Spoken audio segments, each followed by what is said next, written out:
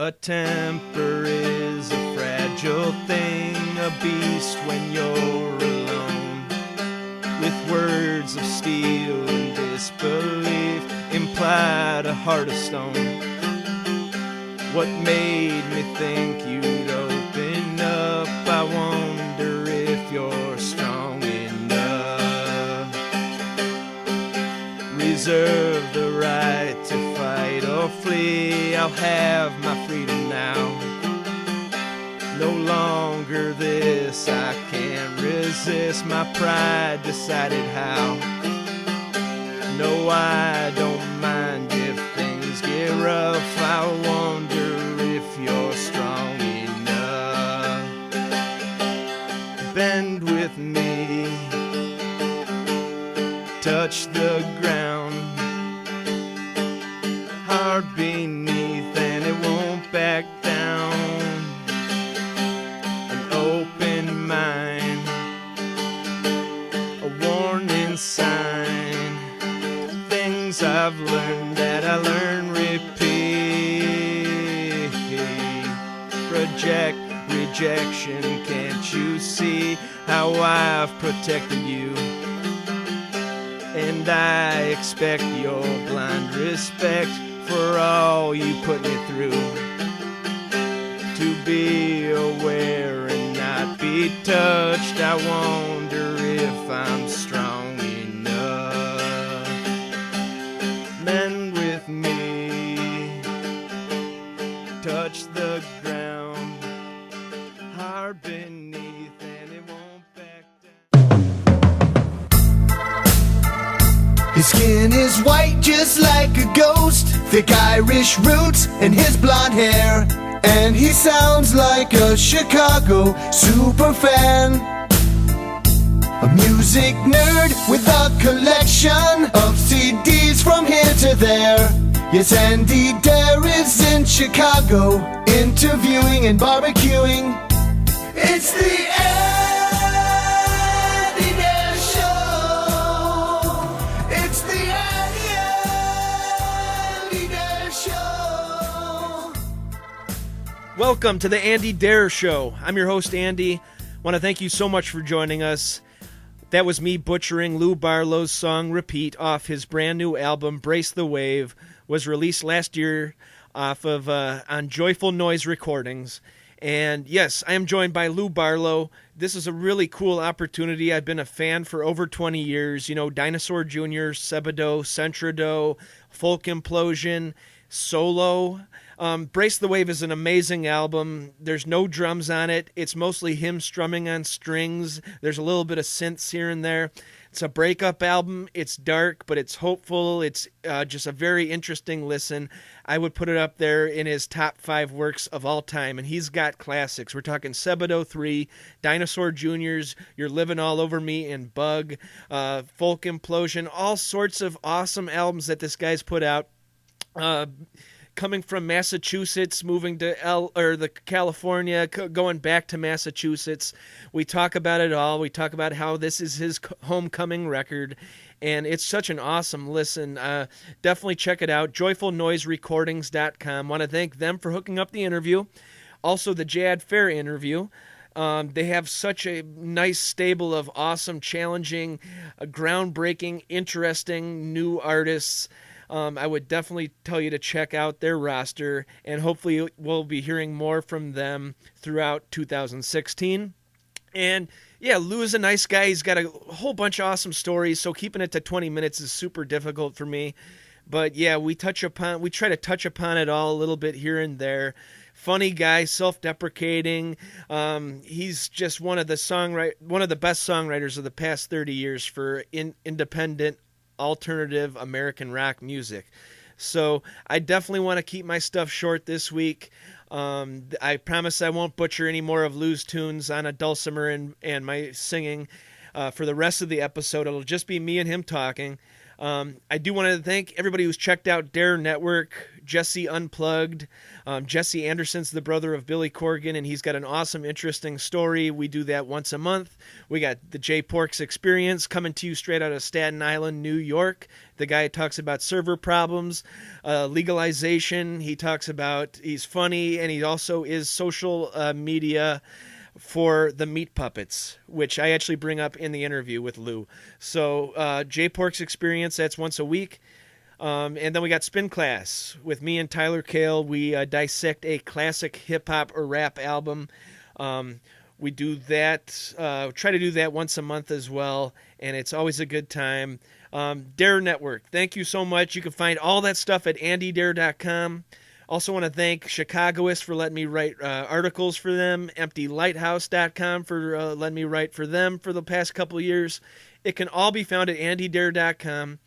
But do check out Lou Barlow's new album, Brace the Wave. It's such an awesome listen from front to back. It's only like a half hour, so it goes by real quick, and interesting, awesome melodies found in bounds on that thing. So check it out, Brace the Wave, Joyful Noise Recordings. Lou Barlow, what can you say? Lubicore.com for him. Follow him on Twitter at The Lou Barlow, Facebook at The Lou Barlow. And without further ado, my episode 163, Setting the Bar Low with Lou Barlow.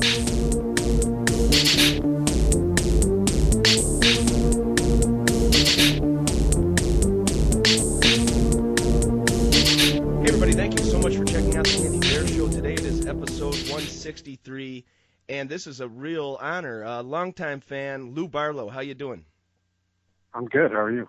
I'm very well. Thank you very much for doing this. Joyful Noise has been really good to me as far as booking guests. Got to chat with Jad Fair a couple weeks ago. That was pretty cool. So. Cool. Yeah. How did you end up linking up with the guys at Joyful Noise? They did a cassette box set of the first 3 Dinosaur Jr. records. Awesome. And then somehow through that, they proposed that I include Weed Forestin, which is the very first kind of Sebadoh record. Sure. Actually, it was called Sentridoh when it was released, but it was myself playing ukulele and Eric Gaffney doing some backing percussion. So it is more or less like the genesis of Sebadoh. And since I had included that cassette with a few copies of the second Dinosaur Jr. record when it was released at like one record store, I think, in Boston, they proposed that they would put one Weed Forestin cassette in with like every, 20th box set that they made. That's really and that's awesome. how I started. Yeah, so that's how I kind of began working with Carl, who's sort of the master.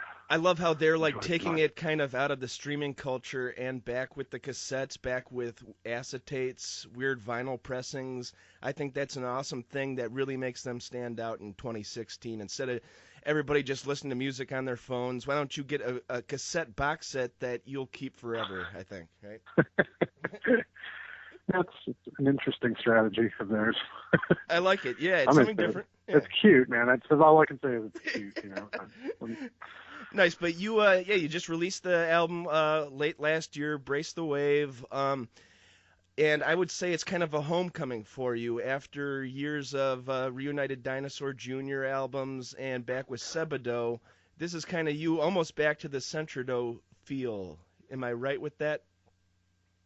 Yeah, more or less. I mean, it's literally a homecoming because I recorded it back in Massachusetts. I mean, I moved back to Massachusetts during, just before I started recording the record. So, I've never really stopped doing records that sound like Brace the Wave or sound like Sentridoh records, but maybe on this one it's a little more explicit, like I didn't, the other solo records I've done maybe weren't as consistent sonically as this one, or maybe I put some drums on some songs, so maybe that kind of threw threw the trail off a little bit, but it's pretty much, this is, in a way, I think, you're right. It's kind of it plays as one piece kind of as well. And was it was it conscious to not use any drums, or just kind of have a more I don't know, is it more of a somber I wanted it to be, I mean, I've always gravitated towards making records that really jump, stylistically, even from track to track. Sure. I've always really reveled in that, really, just that kind of schizophrenic listening experience. And I have to say, looking back on it, I've failed in all. It's been a huge failure over the years. I've failed to sort of keep an audience. I've failed. Oh, come on. So many ways. I think in this way, it's just like it's like I can't beat them, so I'm going to join them. Make records that sound like records. That make records that are these kind of solid listening experiences that don't really jar the listener that much from song to song. I gave up. Sometimes we like to be jarred from song to song. Case in point. Some do. Some people do. But the vast majority of people, no matter how extreme their tastes are, they like things to be the same. If you like extreme noise, you like to put on a record that is extreme noise from the beginning to the end. If you like acoustic music, that's true. Yeah. Generally speaking, you like acoustic music from beginning to end. And I've always made the mistake, or I've followed my own listening instincts, which is to put extreme noise and acoustic music on the same records. And but I think, now that I'm in advanced age and wisdom is creeping in, I think I've decided to streamline it a little bit. Does that go back to even like the Deep Wound days, where you guys, you had the hardcore sound, you had the loud guitars, the fast rhythms? Were you also listening to, like, I don't know, Nick Drake or something? What was that always a part where you? Yeah, it's always been the case. My tastes have always been totally extreme. Like as far as when I made mixtapes for myself, yes, I'd put Joni Mitchell next to Black Flag. To me, it's all that started really early on. It started from, I guess, my listening experiences with the college radio, where you basically would have radio shows that would, like J Mascis had a college radio show when he was in high school, actually.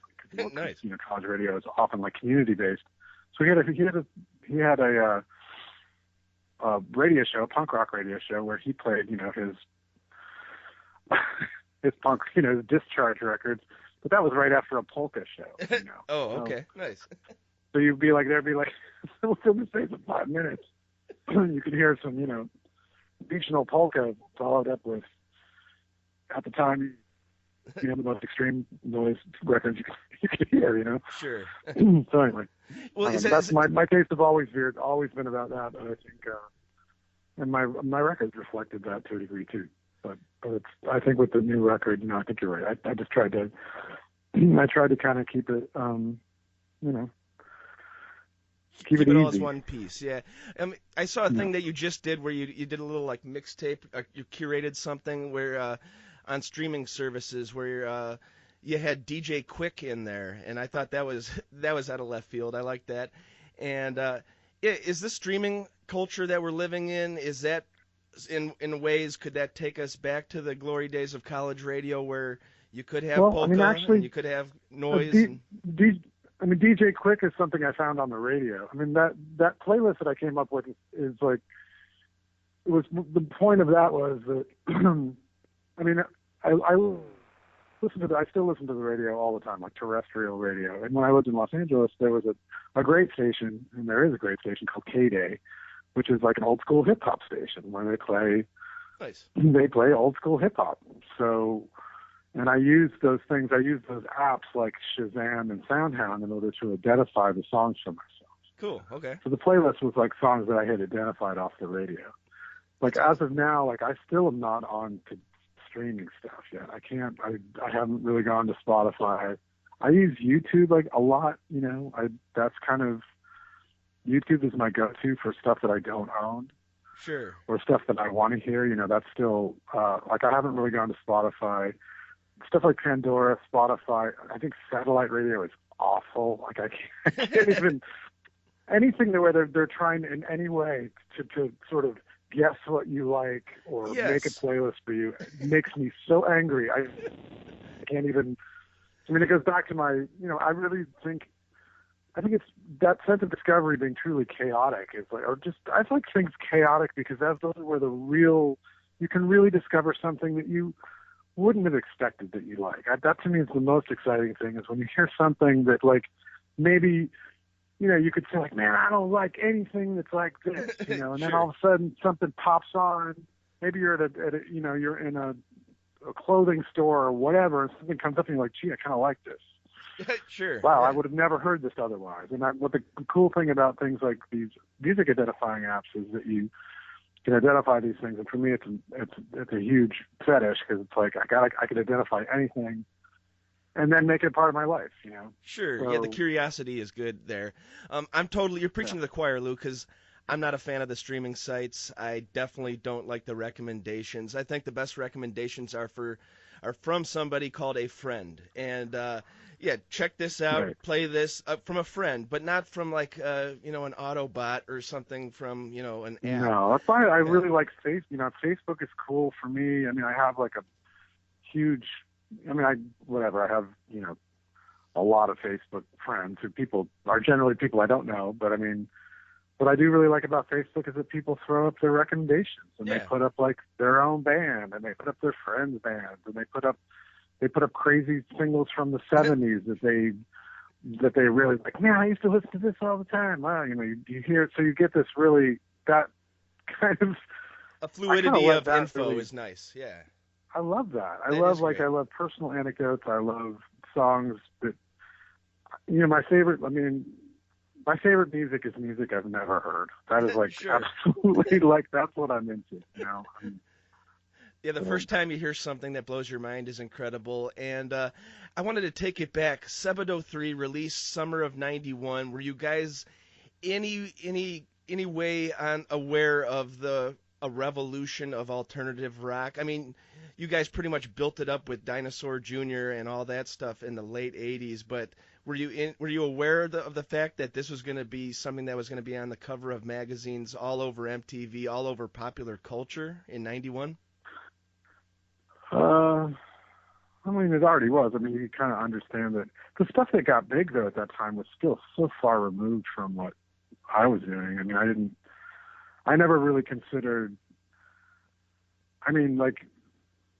We're definitely from, like, put it this way, it's like we're definitely from the same generation. Like Nirvana were absolutely peers of ours. Of course, yeah. But and their musical tastes were very similar. But did the music they make sound anything like Sebadoh 3 or Sebadoh? No, it didn't. It didn't. It's not even like, because they were smart, man. They streamlined their sound. They kept it simple. They wrote directly. They went right to the source of power. They didn't fuck around with Sebadoh 3 is 23 tracks from 3 different songwriters, some of which are like full-blown studio recordings, and others which were done on Walkman. That's not like, and that record is a really good example of how that's how the records that I made. The records that I made with my friends reflect my musical tastes, and I was very. Whereas when Kurt Cobain set out to do Nevermind, he's like, I'm going to make Nevermind the Bullocks, or I'm going for the Ramones. I'm going for like something. I'm going for these things that are consistent, that stay consistent with the sound, and and that utilize like studio. Sure. They spent $100,000 on that record, I'm sure. So it's like I don't. How much did you guys spend on Sebadoh 3? No matter what I did. No matter what I did on Sebadoh 3, yes, I understood that there was like a movement happening, and that was a logical thing. Yeah. But the bands that made it big were bands that recorded big. They recorded in studios. And And even after that, even like in the wake of that, when like Guided by Voices or Pavement came up, both those bands still are way more consistent, like with what they did and how they did it. I mean, and what the voice of those bands were. They didn't fuck around with like too many voices or too many sounds. They kind of stuck with. You could kind of argue about Pavement with, Spiral Stairs throwing his stuff in, their odd audio experiments. But how about his songs with Pavement are like Blue Barlow songs on a Dinosaur Jr. record. I mean, they're like, here's the two songs by this other guy. Sure, it's like Tobin Sprout. It's different, it's different. It's not. And still his songs texturally fit right in with Stephen Malkmus's. They're not like all of a sudden like, here we are in Spiral Staircase's room. I mean, it's not jarring. I mean, Sebadoh records literally jumped between our bedrooms. It was like, okay, here's Eric's world, here's Lou's world, here's Jason's world. I mean, like Sebadoh 3 definitely was much more like that. So anyway, I don't know what my point. My point is like, yeah, I totally got that there was something going on, but we didn't. I mean, by the time that Sebadoh even like got around to signing with a major, it was like 1999.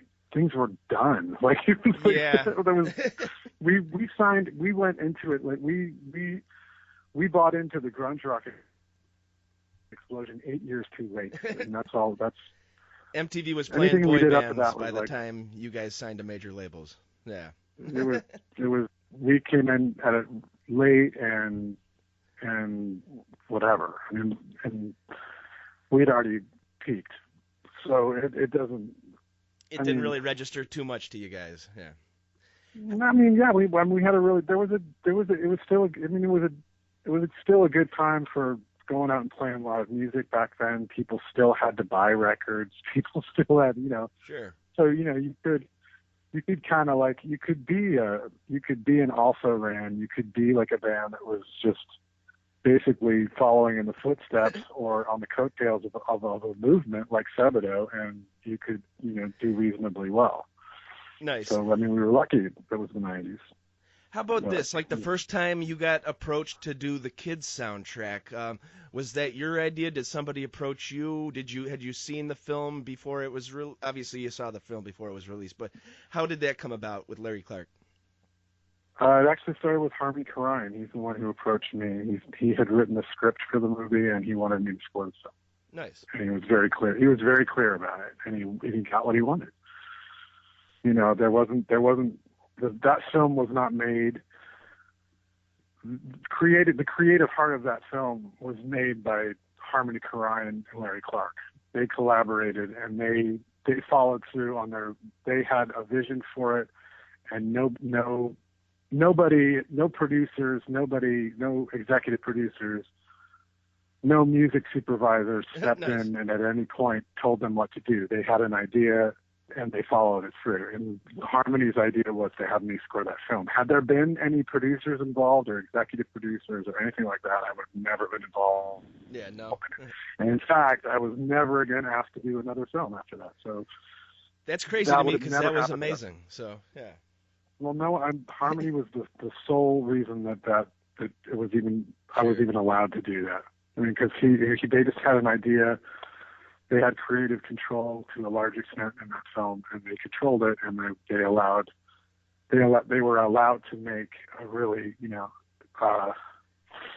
like a soundtrack that was really idiosyncratic and really unusual, and like we're talking about, like I started talking about, is like that soundtrack also really mixed things up stylistically, and of course. Yeah. that's the kind of stuff that, again, like that if you want to make money or you want to be a part of anything, you don't do that. Like you don't mix it up stylistically like that, and you don't. I was able to put their stuff in that film that was recorded. It was recorded on Walkman and sure, yeah, stuff, and that would just. And Daniel I was never allowed to do that again, ever, and I never will be. So it's like. So was it a real head scratcher when the song went to in the top 40, right? Yeah. Yeah, I mean, it wasn't. I mean, when we made that song, like when we made it in the studio, like we made it in a real studio. Like they gave me studio time, so I was like, oh, great, nice. I'm gonna go crazy in the studio. And John Davis and I, my partner at the time, we had an amazing kind of conversation going, a musical conversation that we were having with each other. And both of us had, our minds were just like open. We were ready to make pop music, and Nice. when we stumbled on that song, we knew we made a pop song. We were like, this is great, we did something. And then we were just lucky enough that at that particular time, radio was still in this kind of post-grunge kind of free area where they were playing a lot of different things could become hits at that period, at that point. Sure. And they didn't have to sell, they didn't have to sell any copies to become radio hits, because there was a lot of payola going on. So we were actually like, there was so much like the programmers were being paid off by the record labels. Our record label paid off radio stations to play the song. Basically, there was a whole article in the Rolling Stone that followed the release of Natural One, where it was like Natural One was pointed at as a song that was basically like ushered into the top of the charts without selling anything at all. Well, I'm glad they did. Yeah. Well, What they was the did. record It label? was great for me, but but we were just, we happened to be, that was one, instant Sure. where I just benefited from the evils of the music business. Nice. Who was the label for that one? What's that? Who was the record label behind that one? London Records. Oh, okay. They had just before that, they had a hit with The Meat Puppets. Yeah. Portishead. No, Portishead. Yeah, Meat Puppets, Yeah. Portishead. Nice. I think, what's that, Harvey Danger, I think. Nice. Well, yeah. Anyway. Yeah, this has been an awesome chat. I've only just got maybe one or two more things. How about 2016? I know you just toured. What did you do? Like New Zealand? Or Yeah, I just played New Zealand and Australia. nice. Are you gonna keep touring off the new album, or I did hear you guys are wrapping up a new Dinosaur Jr. album? Yeah, I'm wrapping up a Dinosaur Jr. record, and the Nice. touring I did solo was I was awesome. I had a great time, but people generally didn't. I really low attendance, so there's not really much of my time is better spent like trying. Sure. Yeah. Doing my job for my band that actually does well. So Sure. It's got to be such a relief when you're playing solo. You just bring the guitar, the ukulele, instead of I love Dinosaur it. Jr. with stacks of amps and well, I don't drums. have to. Yeah, Dinosaur Jr. though, we have roadies. So, Yeah, of course. Nice. But I don't. It's really easy. But playing solo is great for all kinds of reasons. I love it. So Awesome. I hope I'll just keep just doing it whether people want to hear it or not. Very cool. Yeah, the new album, Brace the Wave, out now, Joyful Noise Recordings. Is it lubycore.com? What? Yeah. Okay, and yeah, just Lubycore.com. check out the recordings. Barlow on Facebook. Yeah. And joyfulnoiserecordings.com. This has been an absolute blast, man. I've been a fan since early 90s, and thank you thanks, so Andy. much, man. No problem. Thank you. All right, cool. Any last words? No. Nice. On behalf of Lou Barlow, this is Andy signing off for the Andy Dare Show. This episode of the Andy Dare Show is brought to you in part by Uncle Bub's award-winning barbecue in Westmont, Illinois. Family owned and operated since 1997, Uncle Bub's is the real deal barbecue. A family-friendly restaurant open 7 days a week.